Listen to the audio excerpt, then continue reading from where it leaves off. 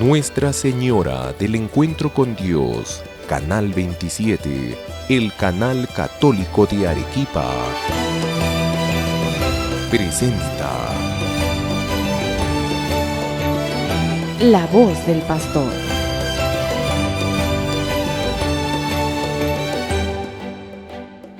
Queridos hermanos y hermanas, juntos nuevamente para continuar en La Voz del Pastor, continuar con nuestro estudio, nuestra reflexión, nuestra contemplación de estos grandes misterios que forman parte de nuestra fe cristiana y de nuestra fe católica.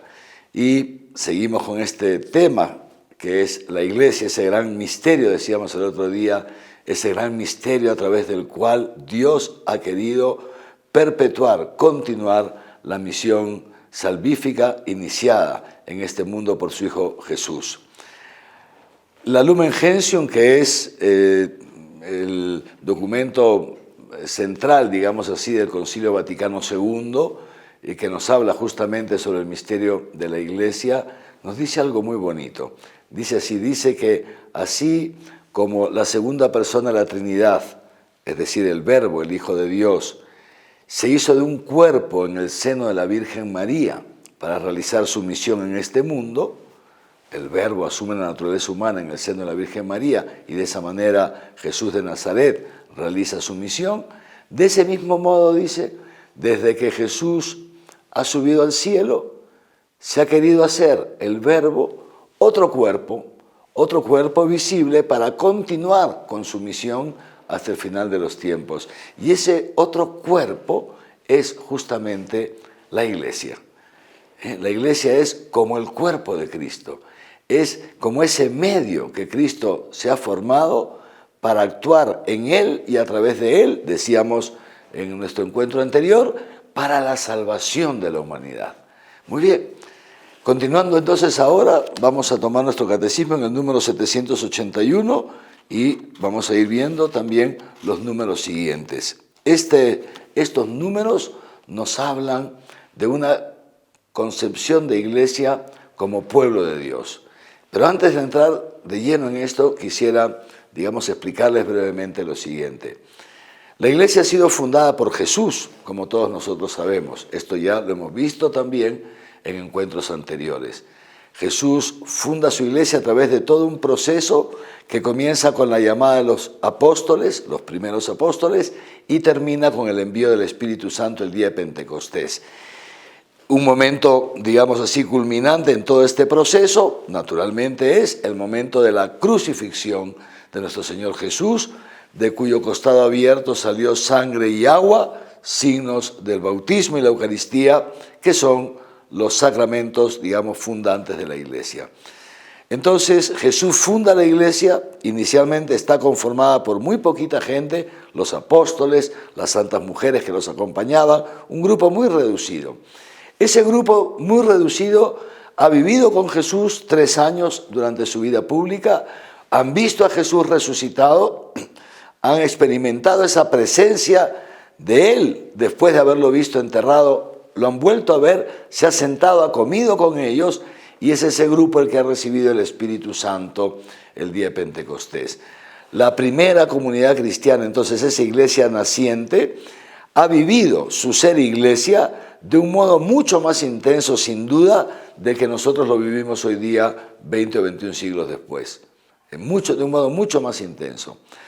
Y en la medida en que la iglesia ha sido extendiendo, naturalmente esa intensidad ha sido, se ha ido extendiendo también, pero al mismo tiempo, conforme el tiempo ha ido pasando, como ya, por ejemplo, ustedes y yo no hemos visto nunca a Jesús resucitado, no lo hemos visto, no lo hemos tocado como tocó Tomás el apóstol, no hemos hablado con él como habló Pedro, etc. Entonces, naturalmente, nuestra intensidad o nuestra vivencia eclesial, nuestra vivencia de iglesia es mucho menos intensa que, naturalmente, la de la primera comunidad cristiana. Pero, si bien es menos intensa, por otro lado también hemos de tomar en cuenta que han pasado 20 ya casi 21 siglos, desde que Jesús fundó su iglesia. ¿Y esto qué significa? Que a lo largo de todos estos siglos, también la iglesia ha tenido tiempo para ir reflexionando respecto a sí misma, para ir indagando, digamos así, a través de la oración, a través de las Sagradas Escrituras, a través de la tradición oral que se ha ido pasando de generación en generación. La iglesia ha ido profundizando en su ser, es decir, ¿qué soy yo? ¿Qué soy yo?, se pregunta la iglesia, y entonces se ha ido poco a poco respondiendo a lo largo de los siglos. Y esto lo ha hecho la iglesia como comunidad, pero sobre todo, digamos, ayudada por los papas, lo que se llama el magisterio, los papas, los obispos, etcétera, y también, digamos, los teólogos, es decir, aquellos que han dedicado su vida a la contemplación y al estudio de este misterio que es la iglesia. ¿Por qué les digo esto? Porque entonces, conforme ha ido pasando el tiempo, la iglesia, si bien la intensidad con la que se vive el misterio de la resurrección puede, digamos, no ser tan profunda como la de los primeros testigos visuales, personales, pero nosotros respecto a ellos tenemos, por decirlo así, una ventaja, que conocemos más, hemos podido profundizar más sobre este misterio gracias, repito, a la ayuda de los papas, obispos y teólogos. Y en ese sentido, conforme ha ido transcurriendo el tiempo, la iglesia también ha ido interiorizando, autocomprendiéndose, conociéndose cada vez más. Y de esa manera llegó ahora, prácticamente a finales del siglo XIX, la primera mitad del siglo XX, la iglesia se fue autocomprendiendo como pueblo de Dios. Si nosotros le preguntamos, por ejemplo, o revisamos los documentos de la Edad Media, pues no se hablaba de la iglesia como pueblo de Dios, no era ese el centro, para entendernos así, de la concepción de la iglesia. Había, digamos, otra forma de comprender la iglesia, que no estaba equivocada, no es que estaba equivocada, es que se va profundizando cada vez más. Y entonces, para transmitirnos qué cosa es la iglesia, el Concilio Vaticano II asume este modelo, digamos así, esta noción de la iglesia como pueblo de Dios. ¿Qué significa que la iglesia es pueblo de Dios? Lo primero, nos remonta sin duda al Antiguo Testamento, a Israel, el pueblo elegido por Dios, aquel pueblo a quien Dios rescató de la esclavitud del faraón de Egipto y lo trasladó a la tierra prometida. Entonces, lo primero que se nos viene a la mente cuando hablamos de la iglesia como pueblo de Dios, lo primero, ¿sabes qué es? La elección. Dios, así como Dios eligió a Israel en el Antiguo Testamento, así también ahora, en nuestros días, Dios ha elegido a la iglesia. ¿Para qué? La iglesia que somos tú y yo, que somos todos los bautizados. ¿La iglesia para qué? Para que sea su pueblo, el pueblo de su heredad, el pueblo que tiene a Dios como cabeza, que tiene a Dios como Señor, que no va detrás de los ídolos de este mundo, que no obedece a los ídolos de este mundo, sino que obedece y se deja guiar y conducir solamente por Dios, primero. Segundo, otro aspecto muy importante, el pueblo de Israel es un pueblo peregrino, es un pueblo caminante, es un pueblo que camina por el desierto a lo largo de 40 años para llegar a esa tierra prometida. De la misma manera, la iglesia, como pueblo de Dios, es un pueblo que camina. Usted y yo, tú y yo, somos miembros de este pueblo y en consecuencia nada más lejos de ser cristiano que el instalarnos, que el no querer caminar, el no querer avanzar. La vida cristiana es un continuo camino, es un caminar como pueblo, en grupo, no uno solo, no uno aislado, sino como pueblo caminamos juntos hacia dónde, ya no hacia esa tierra prometida que está ubicada geográficamente en Palestina, sino hacia aquel lugar del cual Palestina era solamente un signo. Es decir, nosotros estamos caminando no a un lugar geográfico ubicado en este mundo, sino que somos un pueblo que a través de este mundo peregrina hacia la patria celestial, peregrina hacia la plenitud del cielo. Son, digamos así, dos de los aspectos más importantes de esta autocomprensión de la Iglesia como pueblo de Dios, que nos lo va poniendo el Catecismo en el número 782. Otro aspecto más que también nos dice el Catecismo es que uno entra a formar parte de este pueblo a través del sacramento del bautismo. No por el nacimiento físico, En el caso del pueblo de Israel, se pertenecía al pueblo de Israel por la raza, es decir, por el nacimiento físico. Nosotros, en cambio, a este pueblo de Dios que es la iglesia, pertenecemos por el bautismo, somos incorporados por el bautismo. Y este pueblo que tiene a Jesús por cabeza, sin duda, Él es la cabeza de su cuerpo, que es la iglesia, pero al mismo tiempo tiene una cabeza visible en esta tierra, que es el Papa, el vicario de Cristo en toda la tierra. Y por favor, ojalá que estemos todos en el número 782, seguimos viendo qué es lo propio, la identidad de este pueblo. La identidad de este pueblo es la dignidad y la libertad de los hijos de Dios. Dice San Pablo, para ser libres nos liberó Cristo. Y esto es lo que más tipifica al cristiano. Los cristianos, así como el pueblo de Israel fue liberado de la esclavitud del faraón de Egipto, los cristianos hemos sido liberados de la esclavitud del pecado. Por eso es muy importante que también nosotros nos preguntemos, ahora en este momento, preguntémonos, ¿yo soy libre de la esclavitud del pecado? ¿O todavía estoy sometido al pecado por algunas cadenas que no he terminado de quitarme de encima, que no puedo quitarme de encima? Lo digo esto porque si alguno todavía hoy día se ve esclavo del pecado, algún pecado en concreto, que puede ser, digamos así, el hablar mal de otros, el juzgar a los demás, el sentirse superior, u otros pecados.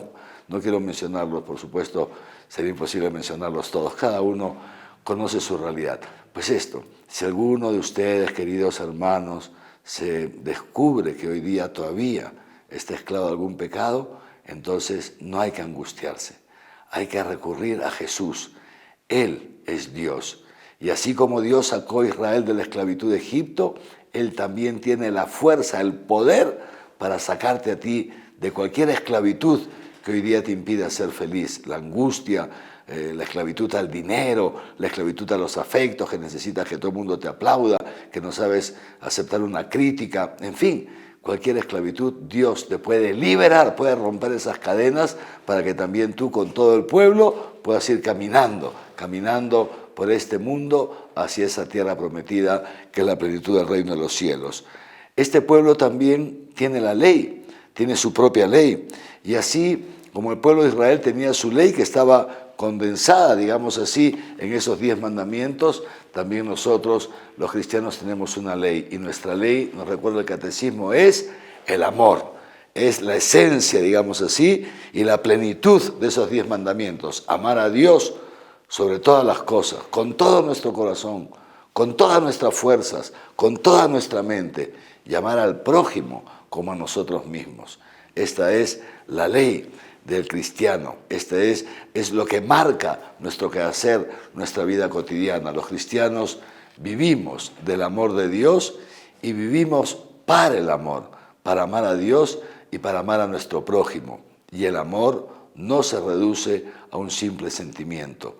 El amor consiste en esa donación, en esa capacidad de darme por entero a Dios, en el hermano, de darme por entero al hermano, de ser capaz yo de negarme a mí mismo, de morir a mí mismo, lo con tal de amar, lo con tal de hacer feliz al otro, lo con tal de estar cercano al otro, de hacerme prójimo de todos los demás, especialmente de los que más nos necesitan.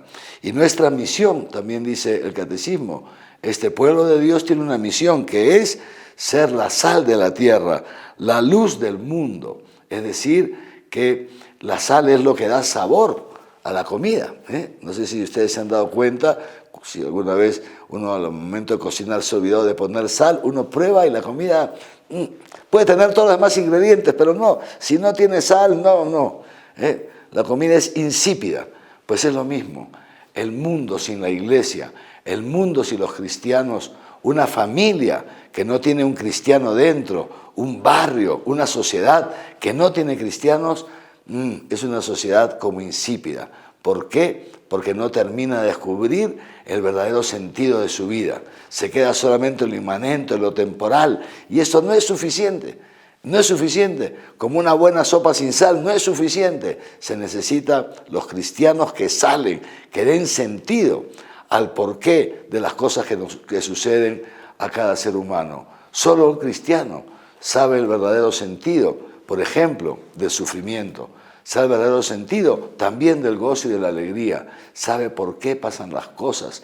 Y entonces la presencia de los cristianos es justamente lo que ilumina al mundo. Un mundo sin cristianos volvería a las tinieblas, como un barrio, una familia sin cristianos, sin gente de fe, es una familia, un barrio, una nación que camina en la oscuridad, que camina en las tinieblas, que camina de tropiezo en tropiezo. Y fíjense, nuestra finalidad, termina diciendo el número 782, nuestro destino. El destino ya lo hemos anticipado.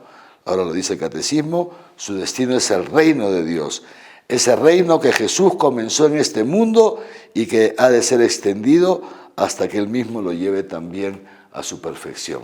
Por eso, queridos hermanos y hermanas, fíjense qué bonito, cómo no darle gracias a Dios que ha pensado en nosotros antes de la creación del mundo, no solamente para darnos la vida, sino también para darnos la fe. Dice Jesús, no son ustedes los que me han elegido a mí, soy yo el que los he elegido a ustedes. Así que tú, hermano o hermana, joven, adulto o anciano, niño que me estás escuchando, sé consciente, tomemos conciencia. Nosotros hemos sido elegidos por Dios, tú has sido elegido por Dios para ser miembro de su pueblo, de ese pueblo, de su heredad. Dios ha pensado en ti para hacerte cristiano y para hacerte santo. Dios quiere que tú camines dentro de la iglesia, guiada por los pastores, por el Papa, por los obispos y por sus colaboradores, los sacerdotes, que caminemos juntos como pueblo hacia esa plenitud de nuestra vida que es el reino de los cielos. Y caminamos amando a los demás, amando a Dios sobre todas las cosas, amando al prójimo como a nosotros mismos, vamos avanzando y vamos extendiendo ese reino de Dios en la tierra. Fíjense si no vale la pena vivir así. Es la mejor manera de vivir, es lo mejor, es la manera de realmente disfrutar de la vida, no dejarnos encadenar por idolitos de este mundo que al final nunca nos terminan de satisfacer, sino poner nuestro corazón en Dios y amándolo a Él y amándolo al prójimo, siendo verdaderamente libres, podemos comenzar a experimentar la vida eterna en este mundo y alcanzarle su plenitud cuando nos toque partir de aquí al encuentro con Dios por toda la eternidad. Amén. En el nombre del Padre, del Hijo y del Espíritu Santo. Amén.